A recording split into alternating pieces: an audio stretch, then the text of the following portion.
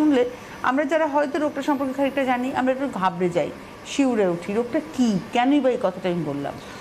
দেখুন, সোরিয়াসিস এমন একটা রোগ যেটা ছোঁয়াছুঁয়ি নেই, কিন্তু যখন একবার আমাদের শরীরে হয়ে যায় এটা কিন্তু খুব তাড়াতাড়ি আমাদের গোটা শরীরে স্প্রেড করে ফেলে। তারপর হচ্ছে তার যে ক্লিনিক্যাল ফিচার্সগুলো রয়েছে, মানে দেখতে যে লক্ষণগুলো রয়েছে সেটা কিন্তু খুব টিপিক্যাল রয়েছে। কেন কি আপনার একটা স্কিন রয়েছে, তার উপর একটা স্কিন লেয়ার তৈরি হচ্ছে, আপনি কন্টিনিউয়াসলি বসে আছেন, ইচিং করে যাচ্ছেন, কেন ট্রমেন্ডাস ইচিং হয়, প্রচুর ইচিং হয়। আর ইচিং যখন আপনি করবেন ওখান থেকে পিন পয়েন্ট ব্লিডিং হবে, কারণ নখ দিয়ে যখন আপনি ইচিং করতে যাবে।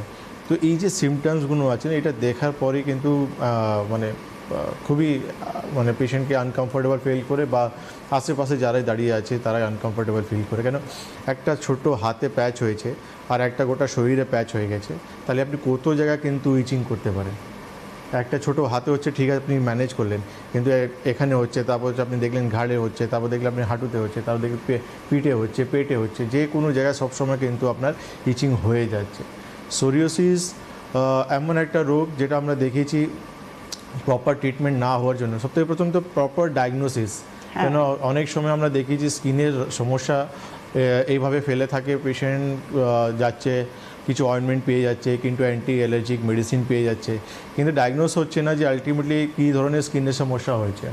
আর সেই জন্য কিন্তু আলটিমেটলি অনেক সময় কিন্তু অনেকটা সাফার হয়ে যায়, অনেকটা সমস্যাটা অনেকটা স্প্রেড করে যায়। কারণ এই প্রবলেমটা স্টার্ট হয় একটা পয়েন্ট থেকে, তারপর আস্তে আস্তে আমরা দেখি এটা অনেকটা আমাদের স্কিনের জায়গাটা কভার করে না। কেন কি স্কিন হচ্ছে আমাদের লার্জেস্ট অর্গান, আর স্কিন আমাদের কিন্তু একটা এমন একটা মানে জিনিস যেটা কিন্তু সবসময় এক্সপোজ থাকে, সামনেওয়ালা লোক দেখতে থাকে, আমাদের স্কিন সবসময় এক্সপোজ থাকে।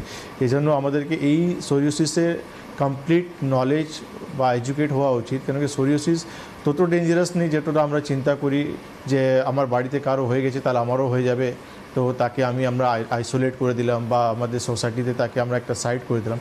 এসব কিন্তু করা উচিত নয় আমাদেরকে। অ্যাকচুয়ালি